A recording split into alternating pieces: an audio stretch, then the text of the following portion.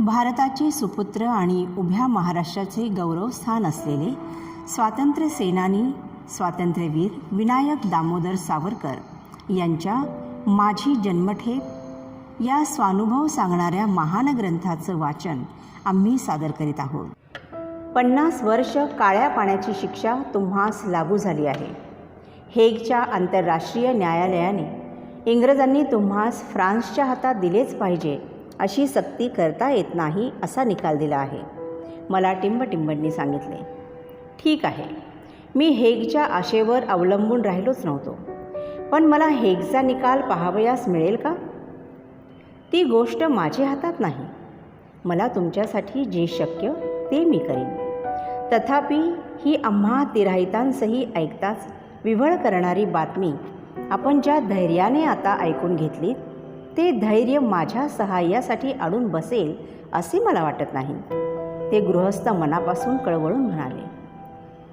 ही किंवा असल्या बातम्या मलाही भयंकर वाटत नाही असे थोडेच आहे, परंतु प्रथमच समजून उमजून त्या संकटास तोंड देण्याचा आम्ही निर्धार केला असल्याने मन एका प्रकारे निर्ढावून गेल्यासारखे झाले आहे. आपणही माझी स्थितीत असता तर हेच धैर्य याच विवेकाच्या बळाने आपणही धरू शकता. आपल्या सहाय्याविषयी आणि सहानुभूतीविषयी मी आभारी आहे. इतक्यात कोणी आल्याचा आवाज आला. ते गृहस्थ चटकन माझ्या खोलीपुढून निघून दुसऱ्या दिशेने आपल्या कामास निघून गेले. मी आपल्या कोठडीत मागे सरकून उभा राहिलो. मनात 50 वर्ष हा शब्द गुंगत होता. लगेच ज्यांच्या येण्याचा आवाज आला होता ते लोक आले. अधिकाऱ्याने माझे दार उघडून मला जेवण वाढवले. हेगच्या निकालापर्यंत मला बंदिवानाचे जेवण वा वेश देण्यात आला नव्हता. त्याचप्रमाणे आजही बंदिवानाचं जेवण नव्हते, कारण कदाचित अजून सरकारी हुकूम आला नसेल. मी जेवण जेवताना हेतुपूर्वकच चांगले पदार्थ खाल्ले नाहीत. अधिकारी म्हणाला, का रावसाहेब, आज जेवत का नाही? जेवतो तर, पण असेच पदार्थ जेवतो की जे सगळ्या बंदिवानास मिळतात. कोणी सांगावे, उद्या बंदिवानातच काम करण्यासाठी आम्हास जावे लागणार नाही म्हणून. सदन्न कधी मिळेल कधी नाही, पण कदन्न मात्र नेहमीचे खरे, म्हणून त्याची मैत्री करून ठेवली असता ती चिरकाल उपयोगी पडे. मी हसून म्हणालो. अधिकारी उतावळेपणाने म्हणाला, छे छे, असे कधी होणारच नाही. तुम्ही फ्रान्समध्ये परत जाणार असा हुकूम देखील आला आहे असे मी ऐकतो. तुम्ही बंदिवानात काम करणार? रावसाहेब, ईश्वर असे कधी करणार नाही. तोच एक शिपाई धावत येऊन म्हणाला, हवलदारजी साहेब आता आहे. दार खाडकन बंद झाले. जेवण वाढीत लोक पुढे गेले. सुप्रिटेंडंट आला व मला रीतसर पण सहानुभूतीच्या शब्दात सांगण्यात आले की यापुढे बंदीचे कपडे व अन्न मिळेल. तुमची 50 वर्षाची शिक्षा आजपासून लागू झाली आहे. मी उठलो. माझे घरचे कपडे उतरले, बंद्याचे कपडे घातले व अंगात घालू लागलो. मनात चर्र झाले. हे कपडे, बंदिवानाचे कपडे जे आज अंगावर चढत आहेत ते आता पुन्हा कधीही उतरणारे नाहीत. या कपड्यातच आपले प्रेत बाहेर काढले जाणार. पुसट विचार, पण मनात उदास झाले. तोच सुप्रिटेंडंट काही इकडचे तिकडचे बोलत होता. त्याशी संवादास मनास बळेच निमग्न केले. इतक्यात एक लोखंडी बिल्ला आणून शिपायाने हातात दिला. हा तो बंदिवानाच्या छातीवर रुळणारा क्रमांक.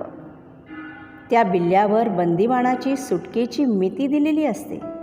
माझी मिती, मला सुटका तरी आहे का? का मरण हीच माझ्या सुटकेची मिती? काही औत्सुक्य, काही निराशा, काही विनोद अशा मिश्र भावनेने मी बिल्ल्याकडे पाहिले. सुटकेचे वर्ष 1960 इसवी. क्षणभर त्याचा अर्थ काहीच प्रकाशला नाही. क्षण क्षणात त्यातील भयंकर अर्थ प्रकाशला. शिक्षा 1990व्या वर्षी व सुटका 1960व्या वर्षी. निष्ठुर विनोदाने म्हणाला, काही चिंता नाही, दयाळू सरकार तुम्हाला 1960 साली सोडतीलच सोडील. मी उपहासत म्हणालो, पण मृत्यू अधिक दयाळू आहे. त्याने मला त्यापूर्वीच सोडून दिले तर. दोघेही हसलो. तो सहज हसला, मी प्रयत्नपूर्वक हसलो. सुपरिटेंडेंट आणखी काही चर्चा करून गेला. मी खाली बसलो. सर्वजण निघून गेले. मी व माझी शिक्षा असे दोघेच एकटे उरलो व त्या उदास कोठडीत एकमेकांच्या तोंडास तोंड देऊन निरखू लागलो. ह्यापुढील दिवसाची कहाणी व अंतःकरणातील खळबळ आम्ही सप्तर्षी या कवितेच्या पूर्वार्धात वर्णिलेली त्या पुस्तकात प्रसिद्ध झालेली आहे. दुसरा दिवस. आत्ताच उजाडले. जमादार येऊन म्हणाला, जरी तुमची शिक्षा सुरू झाली आहे तरी तुम्हास पूर्वीप्रमाणेच सकाळी व्यायामासाठी खाली फिरावयास न्यावयाचे म्हणून साहेबाने सांगितले आहे. मी व्यायामास खाली उतरलो. इकडे माझ्या खोलीची कसून झडती घेण्यात आली. माझी आजपर्यंतची सर्व पुस्तके व सामान नेण्यात आले. शिपायांच्या पहारात डोंगरीच्या तुरुंगाच्या मधल्या चौकात मी हळूहळू फेऱ्या घालीत होतो. माझी ती बॅरिस्टरी वस्त्रे जाऊन आज अगदी बंदिवानासारखीच खरबरीत बंदिवानाची वस्त्रे माझ्या अंगावर होती. त्या वस्त्रात बॅरिस्टर दिसतो तरी कसा या कुतूहलाने बहुतेक व खऱ्याच समवेदनेनेही थोडेसे असे बरेच लोक रुग्णालयातून, वाटेतून, खिडक्यातून नाही तेच काम काढून तेथून जाताना मला पाहत होते. डोंगरीचा तुरुंग मध्यवस्थेत आहेसे वाटले, कारण आजूबाजूस किंचित दूरवर उंच उंच चाळी व घरे दिसतात. तेथे व्यायाम घेत असता प्रत्यही त्या चाळीतून वा खिडक्यातून बायका पुरुषांचे थवे थबकत उभे राहत व मी व्यायाम संपवून परत जाईतो आपापसात कुजबुजत असत. पोलिसांची दृष्टी चुकवून केव्हा केव्हा मीही त्यांचे नमस्कार स्वीकारून प्रतिप्रणाम करीत असे. मनात त्यांचीही पूज्य बुद्धी पाहून कधी बरे वाटे, पण कधी असे विचार येत. एकदा पोलिसांनी समोरच्या एका घरवाल्यास धमकवल्याची बातमी मला कळली. तेव्हा आपणासाठी इतरास पीडा होऊ नये म्हणून मी शक्यतो खाली पाहून एरझाऱ्या घालीत असे. या व्यायामाच्या वेळी योगसूत्रांचा पाठ तोंडाने म्हणावा व नंतर त्यातील एकेका सूत्रावर विचार करून त्याची छाननी करीत असावे. आजही या दिनक्रमाप्रमाणे तशा विचारात गुंतून मी व्यायाम करीत असता वखत पुरा हुआ चलिये असे माझ्यासाठी नेमलेल्या एका हवालदारांनी सांगितले. मी जिना चढून वरच्या त्या माझ्या कोठडीत गेलो, पण जो विचार करीत होतो त्यातच गुंगून गेल्याने तसाच बसून राहिलो. बराच वेळ त्या निमग्नतेत गेला. तोच पुन्हा दार खडबडले आणि एका बंदीवानाचे डोक्यावर वळलेल्या चराटाचे एक गुंडाळे देऊन एक हवालदार आत आला. माझे चित्त विचार करता करता निवांत झाले असल्याने मी क्षणभर तसाच डोळे उघडून निश्चिंत होतो. ते पाहून हवालदार म्हणाला, रावसाहेब, चिंता करू नका. ईश्वर तुमचे दिवस पार पाडेल. तुमच्यावरील संकटाला परमेश्वर साक्ष आहे.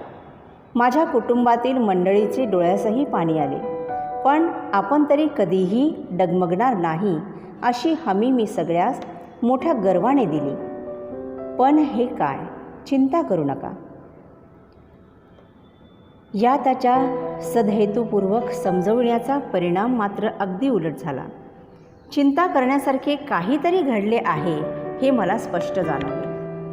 मनास किंचित बोचल्यासारखे झाले. मी म्हटले, हे चराट कसले? हवालदार बळेच हसू आणून, ते काही नाही, उगीच आपला कायदा म्हणून काही काम आणून ठेवायचे, होईल ते करा, त्याची चिंता मुळीच नाही.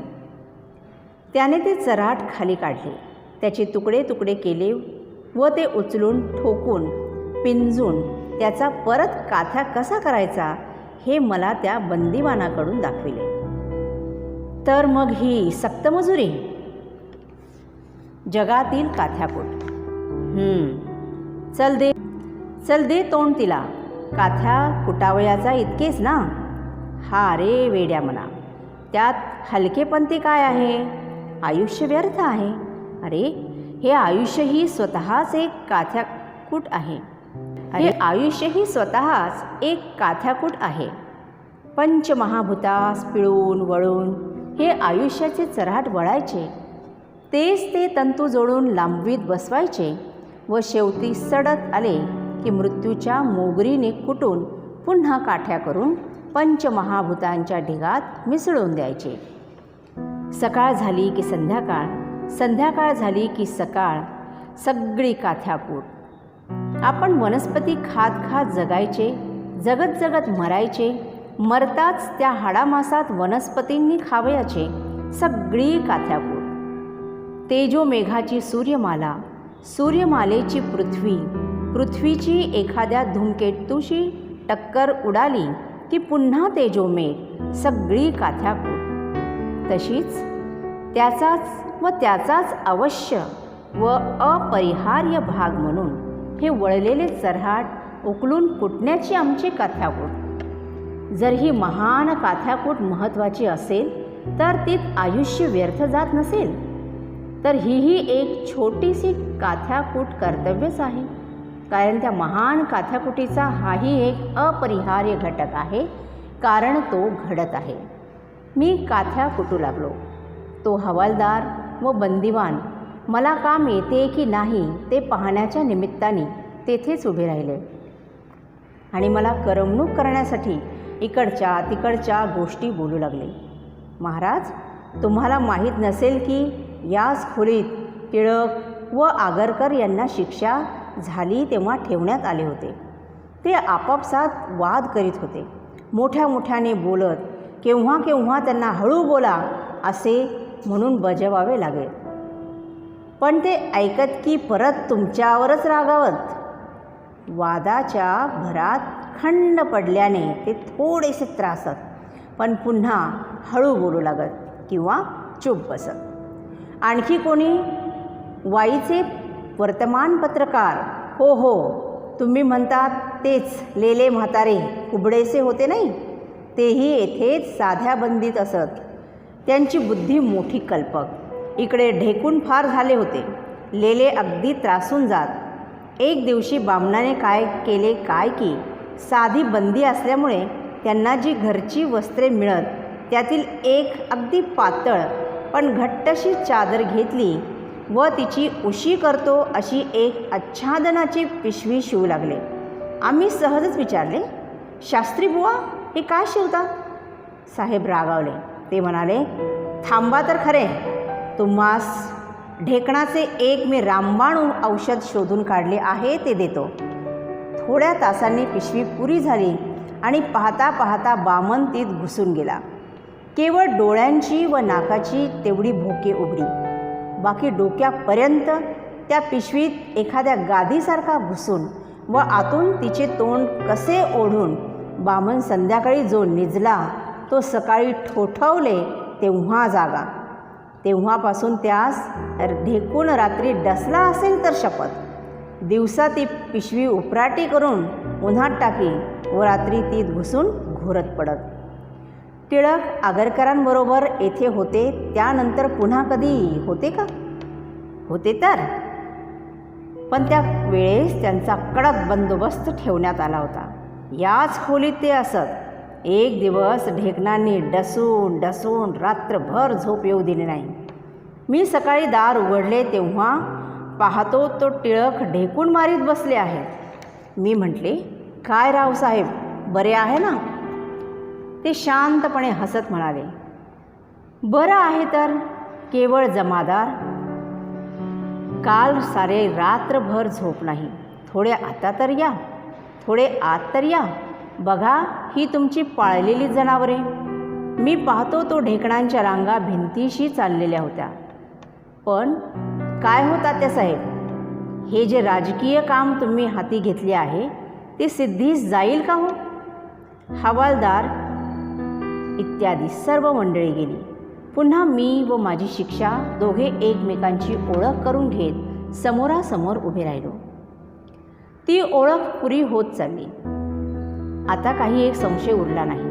आशा नव्हती तरी हेगच्या निकालात क्वचित सुटू हा संभव होता. ते संपले. आता हे निश्चित की हा सारा जन्म अशाच कोणत्या तरी कोठडीत सडत जाणार आहे, तर मग त्यासही तोंड दिलेच पाहिजे. दुसरे काय? प्रतिकूल हेच बहुधा घडेल. माझ्या या कष्टमय हेतुपूर्वक स्वतःवर कोसळून घेतलेल्या संकटाचे पर्वताखाली चिरडलेल्या आयुष्यात जर कोणता एखादा नियम अतिशय कडू पण अतिशय हितपरिणामी झाला असेल, तर तो सदोदित प्रतिकूल हेच घडेल हे गृहीत धरून त्यास तोंड देण्याची मनाची सज्जता करून ठेवणे हाच होय.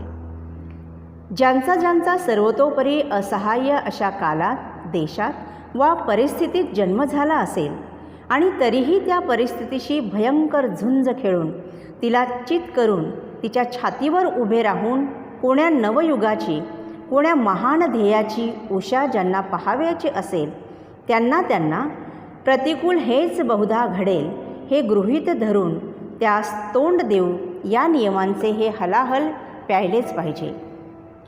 प्रतिकूल तेच घडणार आणि मी त्यास तोंडही देणार असा निर्धार केला असता क्वचित अनुकूल तेच घडले व अर्थातच काही एक हानी न होता उलट तो अनुकूलाचा आनंद द्विगुणित होतो.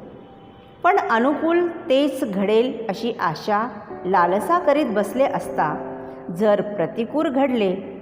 प्रतिकूल घडले आणि असहाय्य पिढीत जन्मलेल्यांच्या जीवनात तोच संभव अधिक, तर मात्र एकाएकी निराशेच्या कोसळणाऱ्या पहाडाखाली धैर्याचा चक्काचूर होऊन गेल्याविना सहसा राहत नाही.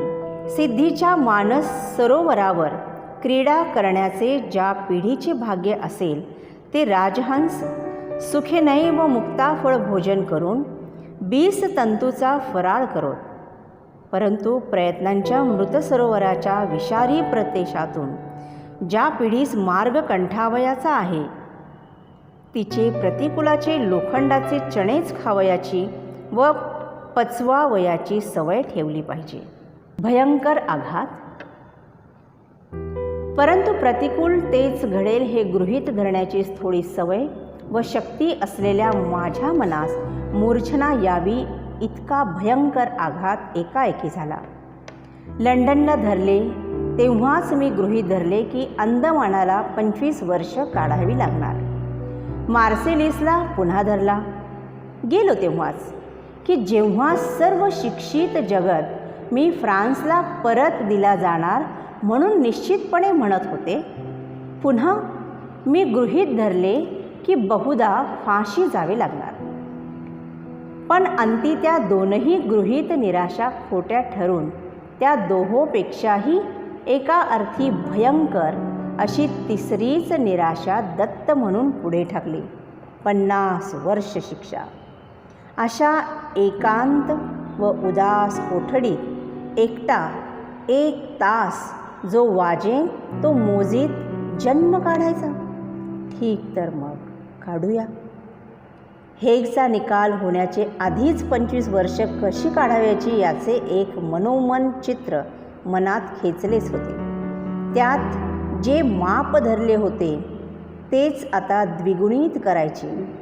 या 25 वर्षात ज्याच्या योगाने जन्मसार्थक व्हावे आणि ज्याचे अर्पणाने मातृभूमीचे ऋण अल्पस्वल्प तरी हलके होऊन मनुष्य जातीची काहीतरी विशिष्ट सेवा घडावी, असे या निस्सहाय्य, निस्संधान व निरुत्साह एकांत बंदिवासात कोणते कृत्य करता येणार? रालेपासून क्युरोपॉटकिनपर्यंत अनेक थोर बंदिवानांची चरित्रे आठवून पाहिली.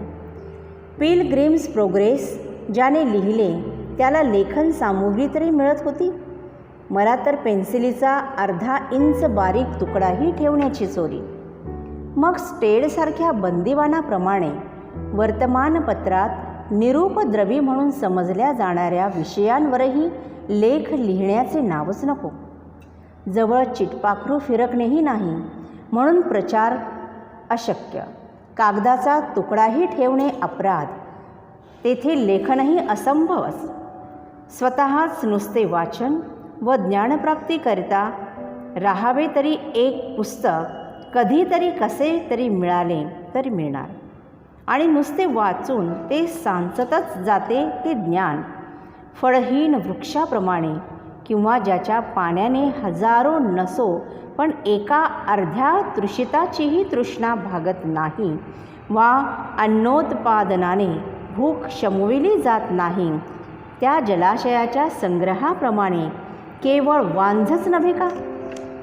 मग ज्यांनी बंदिवासातही काहीतरी उपयुक्त व थोर कार्य केली त्यांच्यापैकी कोणासही जो भोगावा लागला नाही अशा कठोर अगदी साधनहीन बंदिवासात मी कोणते कार्य करू शकतो? महाकाव्य लिहावे.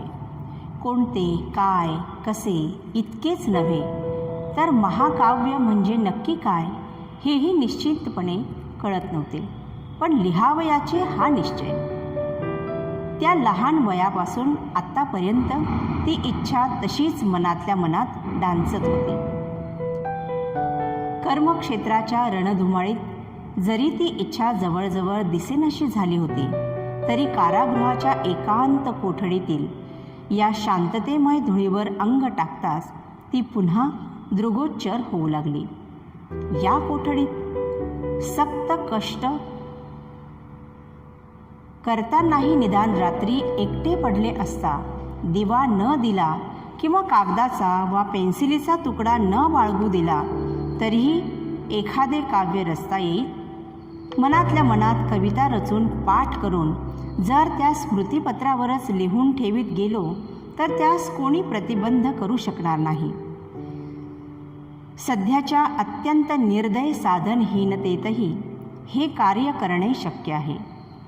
आणि जर एखादे काव्य रचता आले तर बंदिवासातून कधी काळी सुटल्यास व जर सुटलो तर मातृभूमीच्या चरणी या 25 वर्षांची प्राप्ती म्हणून हाही एक नवोपहार अर्पण करता येईल. तितके कार्यही काही लहान सहान नाही. मग जोवर त्याहून महत्त्वाचे कोणते कार्य शक्यतेच्या कक्षेत येऊ शकत नाही तोवर हे तरी करूया असे ठरले तर 25 वर्षात अनेक महाकाव्य रचावयाचे. जर हेगच्या विरुद्ध निकाल गेला तर बंदिवासात हातांनी सक्त श्रमाची कामे करतानाच इतर कोणत्याही साधनांचे अभावी हे एक कार्य तरी करता येणार हे पाहून स्वभावाची कार्यपिपासा शांत झाल्यासारखी वाटली. तळमळ क्षणभर थांबली. हेगचा निकाल विरुद्ध गेला.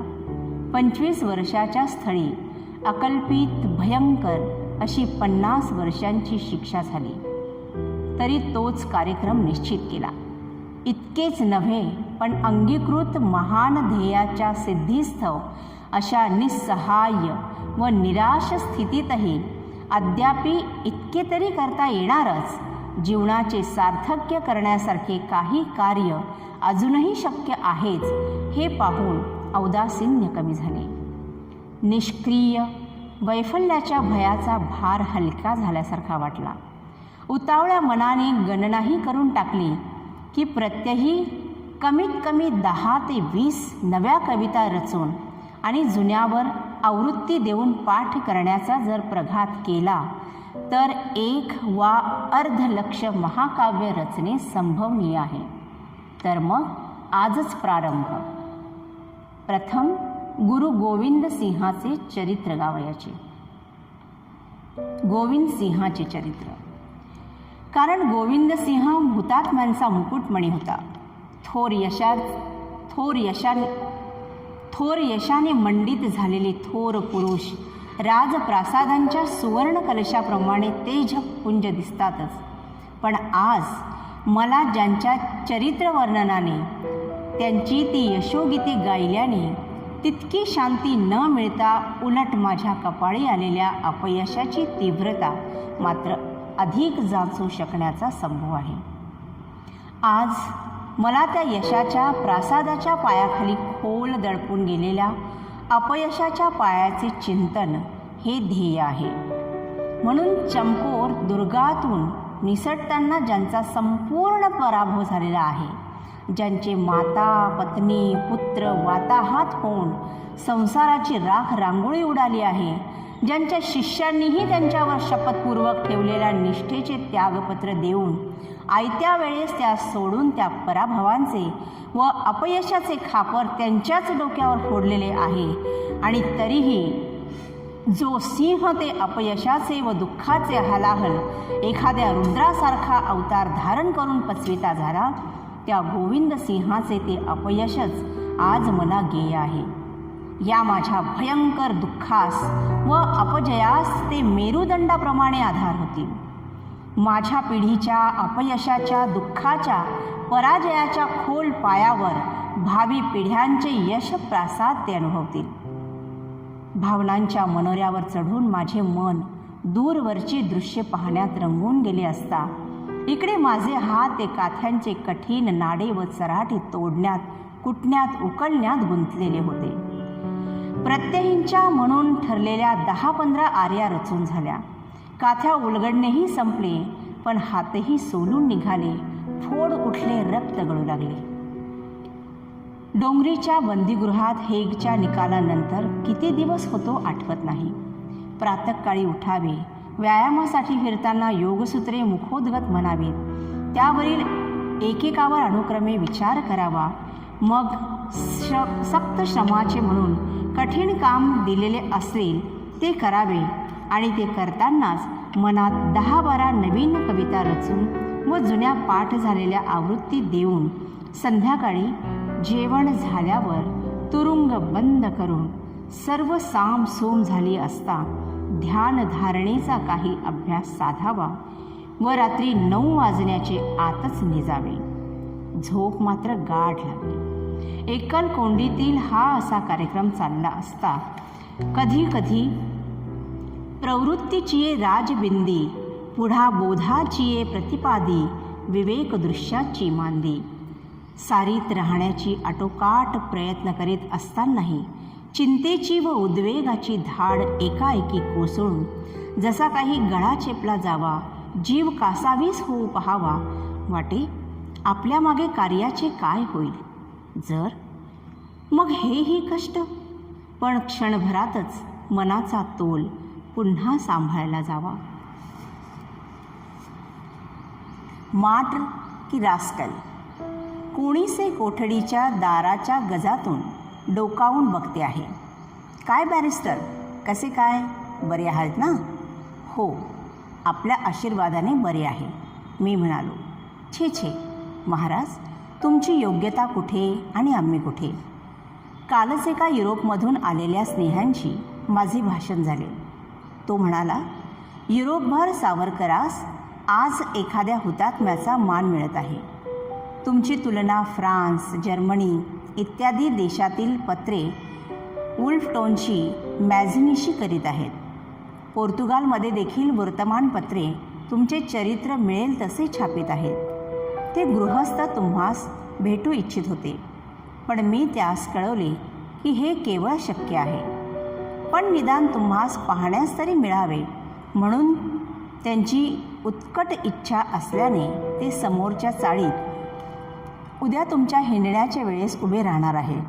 आपण एकदा तिकडे बघावे. पण कालच्या मुंबईच्या ह्या अँग्लो इंडियन पत्राने हेगच्या निकालाविषयी लिहिताना आपल्याविषयी अगदी विषारी उद्गार काढले आहेत.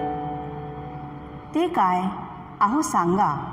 स्तुती ऐकण्या इतकेच निंदा ऐकून घेणे हे कार्यकर्त्यास प्रिय नसले तरी अवश्य असते. त्या पत्रात तुम्हास शिक्षा झाली याविषयी लिहिताना मुद्दाम आनंद व्यक्त करून म्हटले आहे की the rascal has at last met with his fatal. मी म्हणालो, एवढेच ना, मग ठीकच आहे. युरोपमध्ये ते माठ हुतात्मा म्हणाले, हे रास्कल अधम म्हणाले. त्या दोनही आत्यंतिक निंदास्तुतीचा अनायासेच परस्परच छेद जाऊन माझे मूळचे मूल्य जसेच्या तसे अबाधित उरले. सकाळी जे खोलीचे दार बंद व्हायचे ते पुन्हा 10 वाजता उघडणार ही सवय इतकी पक्की झाली की मध्यंतरी दार उघडण्याची प्रतीक्षाच नाहीशी झाली. प्रतीक्षाच नष्ट झाल्याने बंद दाराला पाहून जी अस्वस्थता वाटे तीही बरीच कमी होत चालली. त्यातही अलीकडे काम करीत असताना वाटणाऱ्या कंटाळवाणेपणास घालविण्यास अनेक अचानक साधन मिळाले होते. कोठडीच्या आढाला एक फट असे. तिथून एक कबुतरांचे कुटुंब येऊन कौलारांचे खाली राहू लागले. त्यांचेकडे पाहत कसा बसा वेळ कंठीत होतो. तो दार खडबडले. भलत्याच वेळी दार खडबडले. अर्थात आपल्या बंदिवान भाग्यात काहीतरी नवीन गोष्ट लिहिली जाणार हे उघड आहे. औत्सुक्यवश होऊन वर पाहिले तो हवालदार म्हणाला, चलो साहेब बुलाता है. चला. कोणत्याही का निमित्ताने होईना पण एकल कोंडीतून बाहेर पडण्यासाठी बंदिवानाचे मन इतके उद्युक्त असते की चलो हा शब्द कानावर पडताच ताडकन तुटणाऱ्या दाव्याचा आवाज बांधलेल्या गुरांची मनात जसा क्षणभर तरी तरारी आणतो तसा हाही बंदीजनांचे मनास उत्साह आणतो. मी उठलो. कशा साहेब बोलवीत आहेत हे विचारावेसे वाटले, पण कोणीही काही सांगितल्याविना कोणाही अधिकाऱ्यास आपण होऊन काही बातमी विचारायची नाही हा प्रघात असल्याने मी काही बोललो नाही. पण तो सुशील हवालदारच हळूच म्हणाला, आपली भेट आली आहेसे वाटते. पत्नीची भेट. कार्यालयात येतो तो गजाच्या खिडकीपाशी माझे पत्नीस घेऊन आलेला माझा वडील मेहुणा उभा असलेला मला दिसला.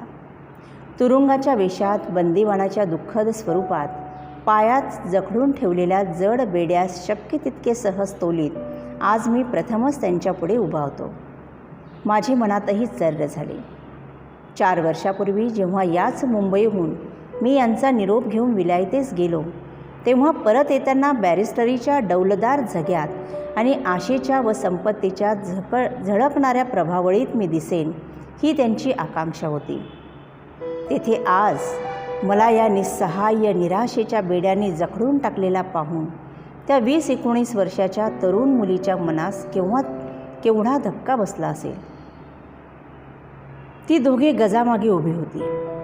माझ्या हातास हात लावण्याची देखील त्यांना चोरी होती. जवळ परक्यांचा निर्दय पहारा उभा होता. ज्या विचारास शब्दांचे सानिध्यही संकोचास्पद होते ते विचार मनात भरून आले होते. 50 वर्षांच्या म्हणजेच जन्माच्या ताटातुटीच्या आधीचा हा निरोप शेवटचा निरोप घ्यावयाचा आणि तो ह्या विदेशी दर्पोद्दाम काराधिपाताच्या स्नेहशून्य दृष्टिपाताच्या कक्षेत.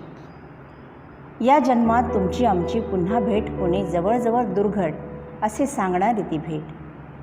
आकाश वळवांनी भरून यावे तसे हे विचार एका क्षणात दाटून हृदयात भरून आले. पण हृदयातच दुसऱ्याच क्षणी विवेकाच्या चौकीवर त्यास अटकाव होऊन त्यांचे थवे छिन्न विच्छिन्न करून टाकण्यात आले आणि दृष्टादृष्ट होऊन मी खाली बसताच त्यास हसून विचारले की काय मला पाहिल्याबरोबर ओळखलेत का? हे केवळ कपडे बदललेले आहे. मी तोच आहे. थंडीचे निवारण करणे हा जो कपड्याचा मुख्य हेतू आहे तो ह्या कपड्यांनीही बहुतेक पूर्ण होतो. थोड्याच वेळात विनोदात हसून आपण घरीच बोलतो आहोत असं ती दोघे सहज बोलू लागली. ती संधी साधून मी मध्येच म्हटले, बरे ईश्वराची दया असेल तर पुन्हा भेट होईलच. तोवर जर कधी ह्या सामान्य संसाराचा मोह होऊ लागला तर असा विचार करा की मुलामुलींची वीण वाढविणे व 4 काटक्या एकत्र करून घरटी बांधणे ह्यालाच जर संसार म्हणावयाचे असेल तर असले संसार कावळे चिमण्याही करीतच आहेत. पण संसाराचा ह्याहून भव्यतर अर्थ जर घेणे असेल तर मनुष्यासारखा संसार थाटण्यात आपणही कृतकार्य झालो आहोत. आपली 4 चूल बोळकी आपण फोडून टाकली, पण त्यायोगे पुढे मागे हजारो जणांच्या घरी क्वचित सोन्याचा धूर निघेल आणि घर घर म्हणून करीत असतानाही प्लेगने नाही का शेकडो जणांची घरे ओसार पडली. लग्नाचे मंडपातून नवरा नवरीस विलग हिसडून मृत्यूच्या दाढेत ढकलून दैवाने जोडपी विजोड करून टाकली. असा विवेक करून संकटास तोंड द्यावे. अंदमानास काही वर्षांनी कुटुंबास नेऊ देतात असे मी ऐकतो.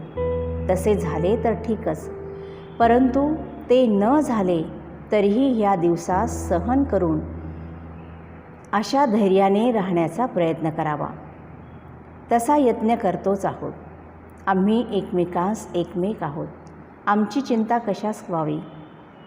स्वतःच जपले म्हणजे आपणास सर्व मिळेल, ही आमची प्रश्नोत्तरे होत आहेत.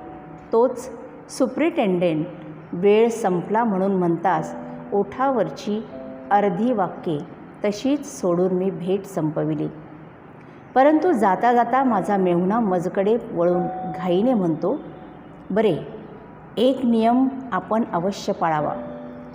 प्रत्यही सकाळी कृष्णाय वासुदेवाय हरये परमात्मने प्रणत क्लेशनाशाय गोविंदाय नमोस्तुते हा मंत्र आपण म्हणत जावा बरं का, नियमाने. मी कौतुकाने पाहत उत्तरलो, म्हणून. ते परतले, मागे वळून न पाहता. बेडी उचलून मला तिचा काहीसा भार होत नाही हे माझ्या त्या परतणाऱ्या मंडळीस दाखविण्यासाठी चालताना हेतुपूर्वक ती सहज खळखळवीत मी तुरुंगाचे आत गेलो. पण मन, मी आत्ताच त्यास जे शब्द उपदेशिले तेच मनात मोठ्या मोठ्याने उच्चारित व दटावीत. गुरु जसे ओढून आणून बांधून टाकावे तसे विवेकाने बांधून टाकले. शक्ती क्षीण झाल्यासारखी वाटली. कोठडीत कोंडून हवालदार परत जाताच भूमीवर पडलो. तो वरच्या त्या कबुतराची पिल्ले केविलवाण्या स्वराने आक्रोश व तडफड करू लागलेली दिसली. त्यांची आई सकाळी साहेबांच्या बंदुकीस बळी पडली होती आणि ती नेहमीप्रमाणे चोचीत दाणे घेऊन आता येतील मग येतील अशी वाट पाहता पाहता निराश व भयभीत झाल्याने ती पिले वियोगाच्या वेदनांनी तडफडत आक्रोशत होती. हाय हाय, माझ्या वियोगाच्या वेदनांचे चित्र शक्य तितके करुण भयंकर खेचण्यासाठीच का ही या कपोतांच्या पिल्लाच्या शोकाची पृष्ठभूमी कोणा दृष्ट चित्रकाराने हेतुपूर्वक निवडली आहे? मनाला ताण सोसवेना.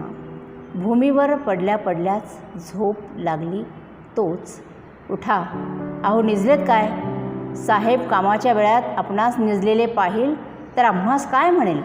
म्हणून दाराच्या गजाआड आपला दांडा जोराने खडबडवीत शिपाई म्हणाला. उठलो.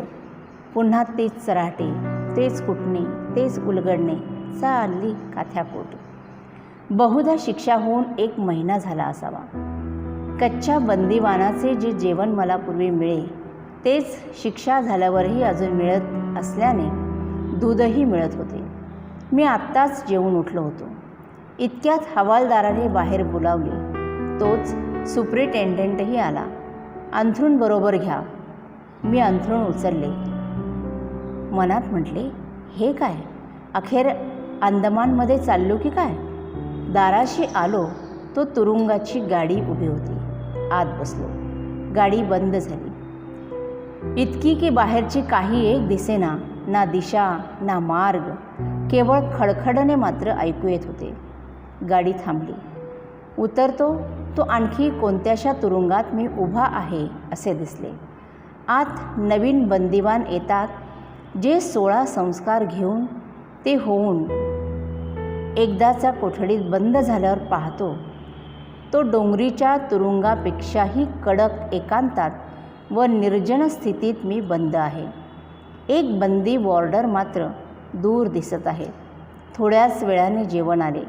दार उघडता उघडता मजसाठी हिंदी हवालदार न धाडता हेतुपूर्वक धाडलेल्या इंग्रजी सार्जंटाने जरा इकडे तिकडे पाहून गुड डे म्हणून रामराम केला. मी हळूच विचारला, हा कोणता तुरुंग? त्याने बरोबरच्या हिंदी बंदिवानास कळू नये म्हणून स्पेल करून सांगितले. सर हेनरी कॉठायखळा. एक दिवस तुरुंगात बोलवा झाला की कोण्या मोठ्या साहेबांचं पेन्शन माझ्यासाठी बंद करण्यात आलं आहे. हे काय प्रकरण आहे? थोडक्याच दिवसात केसरीचा एक तुकडा एकलकोंडीत अकस्मात माझ्या हाती पडला. त्यायोगे त्या बातमीतलं तथ्य थोडे बहुत उमगले.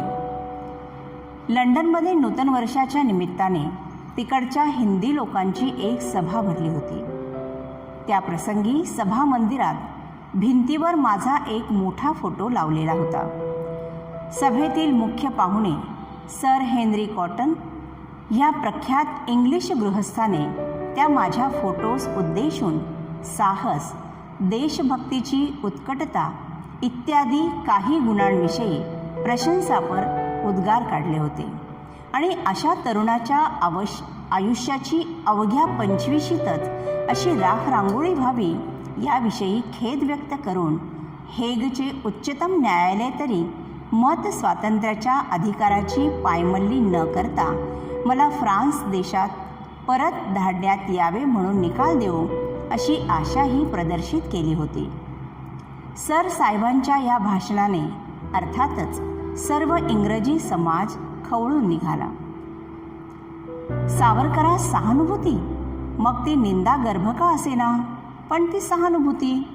कोणी म्हणाले ह्या हेनरी कॉटनची सरकी काढून टाका, कोणी म्हणाले त्यांचे पेन्शन बंद करा. शेवटी या चहाच्या पेल्यातील वादळाच्या फुत्कारासरशी राष्ट्रीय सभेचा मंडपही हलतोसा भासू लागला.